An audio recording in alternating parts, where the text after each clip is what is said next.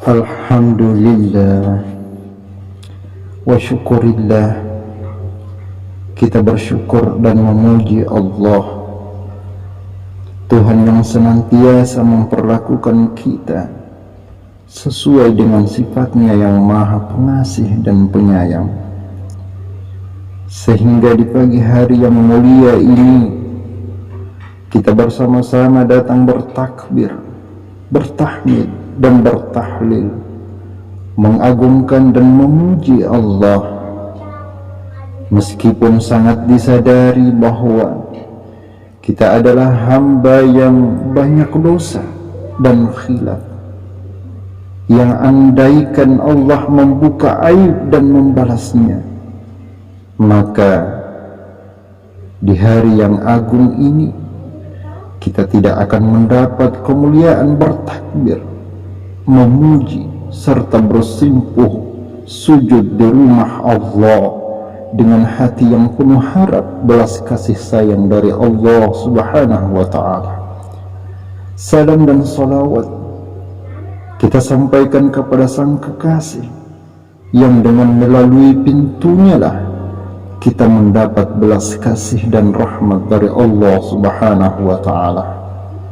Sosok manusia yang sangat mencintai kita, yaitu Rasulullah Muhammad sallallahu alaihi wa alihi wasallam. Allahumma salli ala sayyidina Muhammad wa alihi. Allahu akbar, Allahu akbar, Allahu akbar, walillahil hamd. Hati seperti apa yang tidak bersyukur kepada Allah, padahal segala nikmat yang kita miliki adalah pemberian Allah. Kita bangun di pagi hari dengan senang gembira bersama keluarga, menyambut hari lebaran Idul Adha. Itu karena pemeliharaan Allah dari segala musibah, mara bahaya, dan penyakit yang mungkin menimpa sebagian saudara kita, sehingga tidak bisa berhari raya sebagaimana yang kita rasakan. Kita mampu berkurban karena karunia rezeki yang Allah berikan, sementara orang lain dalam keadaan sulit untuk mendapatkan sesuap makan untuk dirinya dan anak-anak serta istrinya. Hati seperti apa yang tidak bersyukur? Padahal di hari yang bergembira ini kita masih dapat memandang wajah orang tua kita, dapat mencium tangan serta memeluk tubuh orang yang sangat mencintai dan menyayangi kita, orang yang di telapak kakinya ada surga yang tanpa ridho darinya, maka kita tidak akan pernah mencium bau surga. Orang yang seakan melawan mati demi untuk melihat anak-anaknya dalam keadaan baik-baik saja, sementara sebagian saudara kita mungkin ingin sesaat melihat senyuman orang tuanya, memeluk orang tuanya, tapi tak mampu karena telah lebih dulu meninggalkan dunia fana ini, atau karena sedang berjauhan di rantau orang.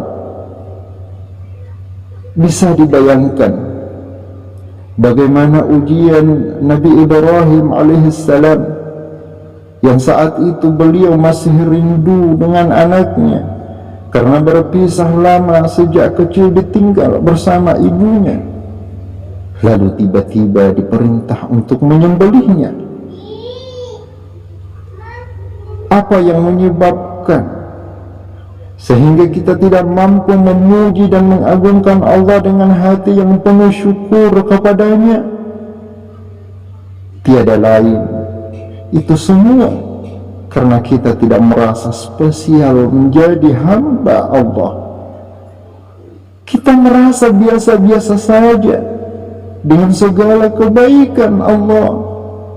Kita merasa biasa saja saat kita dipanggil untuk datang bertamu di rumah Allah, untuk rukuk dan sujud menyebut dan mengagungkan namanya yang mulia. Kita merasa biasa saja saat diberi kemampuan untuk berkurban. Padahal Allah sedang menuntun kita untuk menjadi bagian dari orang yang mendapat kemuliaan yang besar dari Allah. Kesenangan dunia telah menutupi hati untuk melihat semua itu. Sifat serakah, pelit, egois, sifat ujub, bangga, dengki, hasud, iri, kebencian, buruk sangka, sombong dengan apa yang kita miliki telah menutupi hati kita sehingga tidak mampu melihat bahasa Tuhan pada diri dan lingkungan sekitar kita. Dan sifat kebinatangan inilah yang menjadi tujuan dan hikmah daripada berhari raya kurban, agar disembelih dari hati sanubari kita, agar dihilangkan dari sifat dan perilaku kita, sehingga nilai-nilai ketakwaanlah yang senantiasa menghiasi hati dan akhlak perbuatan kita. Maka dari itu dianjurkan saat hewan kurban kita telah dibaringkan untuk disembelih, kita hadir menyaksikan dan berdoa agar Allah menghilangkan sifat kebinatangan dalam diri sebagaimana disembelihnya hewan kurban itu, dan Allah gantikan dengan sifat-sifat yang mulia. Allahu Akbar, Allahu Akbar, Allahu Akbar, walillahil hamd. Suatu ketika saat baginda Nabi sallallahu alaihi wasallam menunaikan haji wada, saat dekatnya perpisahan Rasulullah dengan para sahabatnya yang tercinta, beliau menunaikan haji hanya sekali, mendapatkan hari Arafah hanya sekali. Tapi hajinya Nabi, Arafahnya Nabi menjaminkan ampunan untuk umatnya. Di hari Arafah, pada saat itu Nabi mengangkat tangannya dengan penuh kesedihan dan penuh harap kepada Allah. Ya Allah, ampuni umatku ya Allah. Nabi menangis, Nabi bersujud kepada Allah. Yang diingat oleh Nabi pada saat itu bukan dirinya, bukan keluarganya, tapi beliau ingat kita semua umatnya. Dan pada saat itu Allah menjawab doa Nabi, ya ayuhan Nabi, wahai Nabi, doamu kukabulkan. Aku ampuni umatmu kecuali umatmu yang zalim. Beliau kembali berdoa, ya Allah, dengan kehebatanmu dan keagunganmu, sungguh engkau mampu mengampuni hambamu yang zalim. Mereka adalah hambamu juga ya Allah. Tapi Allah tidak menjawab. Diulangi lagi doa Nabi, ya Allah, dengan kehebatanmu dan kekuasaanmu, engkau mampu mengampuni hambamu yang zalim. Tapi Allah tidak juga menjawab.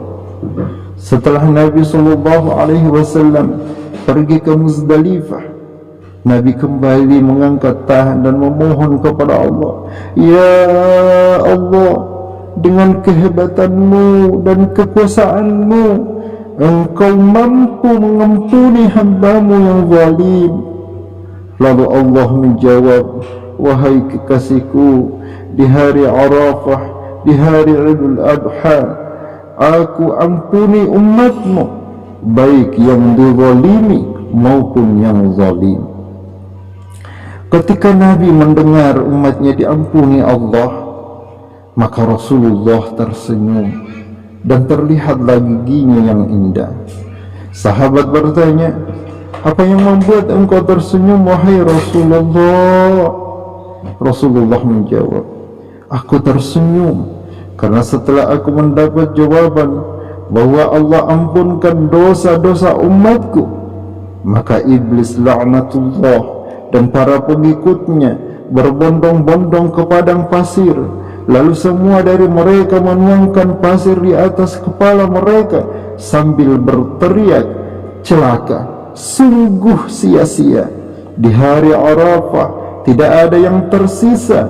Semua umat Nabi diampuni oleh Allah Subhanahu wa ta'ala. Dengan keistimewaan dan kemuliaan Nabi, Allah ampuni dosa-dosa kita semua. Maka setelah hari ini, mari kita berusaha untuk tidak bermaksiat lagi kepada Allah. Kita taati perintahnya, kita penuhi panggilannya. Sayyidina Ali bin Abi Thalib pernah ditanya, ma ma'na al-'id? Apa makna hari raya? Lalu beliau menjawab, hari ini adalah hari raya, besok hari raya, seterusnya adalah hari raya. Dan beliau mengatakan, ketika seseorang mampu tidak melakukan perbuatan maksiat kepada Allah, fahuwa 'id, maka itulah hari raya yang sesungguhnya. Allahu Akbar, Allahu Akbar, Allahu Akbar. Hari raya kurban ini adalah hasil dari pengorbanan yang suci, kesabaran yang luar biasa dari Nabi Allah Ibrahim alaihissalam. Saat Ibrahim dan Ismail diuji oleh Allah, saat Ismail sudah mulai tumbuh menjadi remaja, Allah Subhanahu wa ta'ala memerintahkan kepada Ibrahim untuk menyembelihnya. Datanglah Ibrahim kepada Hajar, wahai istriku, berikanlah pakaian yang bagus kepada anakku Ismail. Berilah ia wewangian, karena aku akan membawanya bertamu kepada Allah. Setelah diberi pakaian yang bagus dan wewangian yang harum, pergilah mereka berdua ke Mina. Lalu Ibrahim berkata sebagaimana dalam Al-Quran, qala ya bunayya inni ara fil manam inni albahuka fanzur madza tara. Wahai anakku, sesungguhnya aku melihat dalam mimpi bahwa aku menyembelihmu, maka pikirkanlah apa pendapatmu. Lalu Ismail menjawab, qala ya abati fa'al ma tu'mar satajiduni insya'allahu minas sabirin. Wahai ayahku, kerjakanlah apa yang diperintahkan kepadamu, insyaallah engkau mendapatiku termasuk orang-orang yang sabar. Sebelum Ismail disembelih, Ismail berkata, wahai ayahku, ikatlah tanganku, telungkupkan wajahku ke tanah, agar engkau tidak merasa kasihan saat memotongku, dan lepaskan baju pemberian ibundaku. Jauhkan, jangan sampai terkena darah dan ibu melihatnya, dan sampaikan salamku sebagai kenang-kenangan untuk ibundaku tercinta. Wahai ayahku, tajamkan pisaumu agar engkau dengan mudah memotongku. Di dalam kitab Durratun Nasihin, ketika Nabi Ibrahim mulai memotong leher Ismail terus dengan kuat, pisau tersebut tidak bisa melukai leher Nabi Ismail alaihissalam. Lalu Ismail berkata, wahai ayahku, lepaskan saja ikatanku agar Allah tidak menyangka engkau menyakitiku. Lalu Ibrahim pun kembali memotong lehernya, tapi sedikit pun pisau itu tidak mampu melukai leher Ismail. Lalu Ismail kembali berkata, mungkin engkau merasa kasihan dan terlalu sayang kepadaku, sehingga engkau kurang kuat menekan pisaunya. Ibrahim heran. Kemudian pisau itu ia pukulkan ke batu, lalu batu pun itu terbelah. Ibrahim berkata, wahai pisau, engkau bisa membelah batu yang keras, tapi engkau tidak bisa memotong daging. Maka dengan izin Allah, pisau itu berbicara, wahai Ibrahim, Bagaimana mungkin aku bisa memotong, sedangkan pemilik langit dan bumi tidak mengizinkan? Seluruh malaikat yang ada di langit bertakbir, Allahu Akbar, Allahu Akbar, Allahu Akbar, walillahil hamd. Semua malaikat bertakbir menyaksikan pengorbanan seorang hamba yang tulus dalam melakukan perintah Allah demi untuk mendapatkan keridhaan Allah Subhanahu wa ta'ala. Allahu Akbar, Allahu Akbar, Allahu Akbar, walillahil hamd. Kesimpulan dari khutbah ini, mari kita meneladani Nabi Ibrahim dan Hajar, istri yang solehah, yang begitu sabar dan mendidik anaknya menjadi anak yang taat kepada Allah. Masa depan anak berada di tangan kita, orang tuanya. Seorang anak akan tumbuh menjadi anak yang saleh dan salehah jika di dalam rumah ia dapati ibunya mudah menangis di saat sujud karena takut kepada Allah. Ia dapati seorang ayah yang mudah menangis di saat membaca Al-Quran dan bersalawat kepada Rasulullah Muhammad SAW. Ia dapati orang tuanya berhubungan baik dan bersikap lemah lembut dengan tetangganya.